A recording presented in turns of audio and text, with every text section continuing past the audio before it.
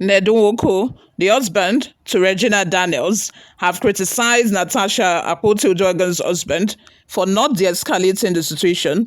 Before we delve right into the details of today's news, if this is your first time here, you have not subscribed to this channel, kindly click on the subscribe button down below.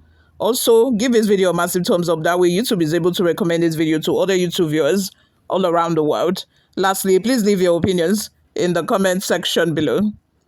Nigerian politician and husband to Regina Daniels, Senator Ned Nwoko has expressed his disappointment in the handling of a controversy surrounding Senator Natasha Akpoti-Uduaghan and Senate President Akpabio.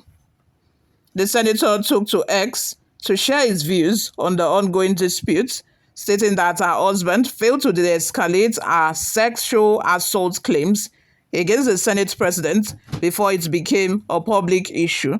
So the husband should have been happy and say, oh, baby, don't act. Just be silent, be quiet. Like, I don't understand. Like, hey, God. I think that this is coming from a place where, most men see women as emotional, too emotional, for some certain issues. Well, I'm not disclaiming the fact that women are very emotional. Indeed, we are very emotional. But I do not think that this is what Ned Nwoko should be saying. This is a very sensitive topic. Your wife gets home and tells you that she has been raped by someone or by a man that you know. Are you telling me you are going to keep quiet? Are you telling me you are going to de-escalate the situation and tell her that, no, baby, don't talk. No, baby, don't say anything. Let's just keep quiet. Is that what you're going to say? If somebody had sexually harassed or let's say sexually assaulted your wife, Regina Daniels, would you have de-escalated the situation? You tell her, oh, please, don't say anything. Don't say anything, just keep quiet.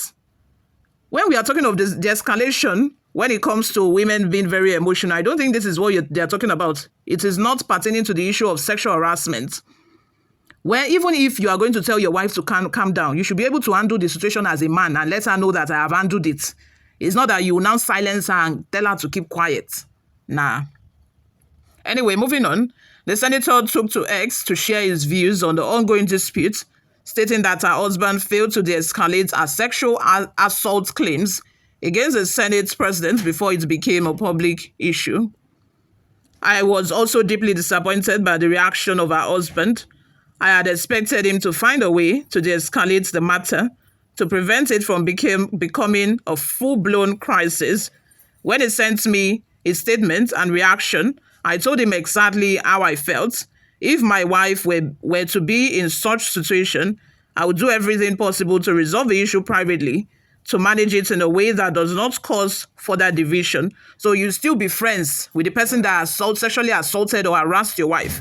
You still be friends and you handle it and de-escalate the situation in such a way that it will not go public, Abby. So you maintain friendship, you'll be cordial with the person and everything will remain as though nothing happened. Okay, now. He further noted that Natasha's husband had long been friends with the Senate president before their marriage and claimed that the issue could have been resolved without intense public fallout. It is even more surprising because her husband has been friends with the Senate president long before he married Natasha. This could have been settled without this level of unnecessary public drama. It is good that we have this public drama. Sir, this is how we want it. This is the best way it should have gone. This is very good like this.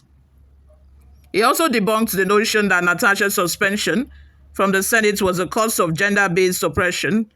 It is disingenuous to claim that this is a case of gender-based suppression when the facts point to a different reality. So what would you call it in a case where, the punishment or the discipline that have been given to this woman because she spoke out? Because even before there was a mention of sexual harassment or sexual assault, they would have still given her 6 months suspension if there was no mention of sexual harassment or sexual assault. I'm very sure of that. Because I think that, when men do things, people think it's normal, he's expressing himself. But when a woman, have a blowout and expresses herself, people will see it as, oh, it's bad. It's really bad. That's very disrespectful. How can you be talking to a man like that? It's so disrespectful.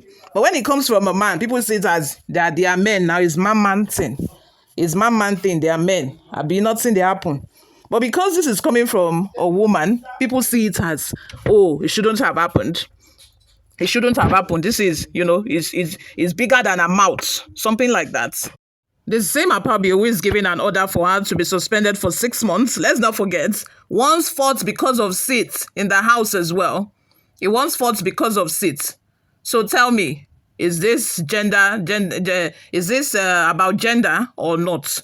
Let me know in the comment section if you think it is about gender or this is just standard. Because if this were to be a standard punishment, I'm not even angry about the 6 months. As in, the most annoying thing is, okay, she should not carry herself as a senator anywhere. She should not introduce herself as a senator. As security was, withdrawn. She should not even near the Senate, the Senate chamber at all.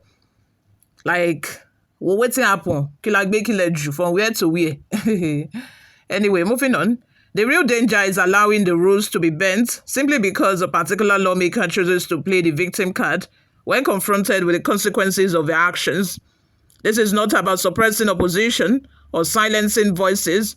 It is about maintaining the integrity and dignity of the institution and ensuring that every member adheres to the same standards of conduct. Daniels' husband also claimed that the Senate did not deliberate on any sexual harassment allegations against the Senate president, as the matter is currently before the courts and the United Nations. One thing that must be made clear is that the Senate did not deliberate on any sexual harassment allegations. That matter is before the courts, and the courts will decide. It is highly unlikely that she would win such a case because the alleged incident supposedly happened over a year ago. She had multiple opportunities to report it to the Senate, the police, or any authority, yet she did not. You all, let's have your thoughts and opinions in the comment section. What do you all think of this? Before we go, guys, let's take a look at some of the reactions we got online.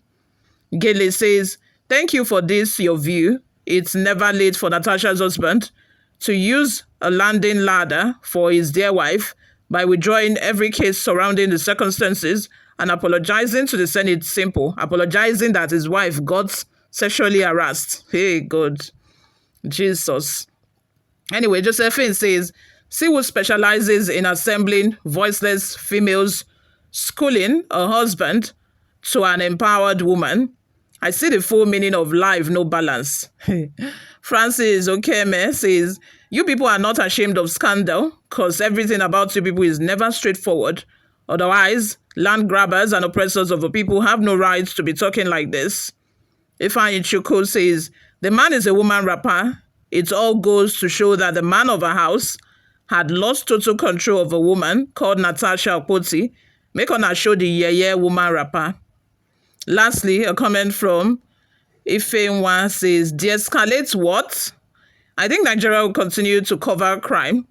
Nigerians don't vex at the wanton wastage of our resources by Agberos, occupying places of honor and marrying 10 wives and feeding them with our money.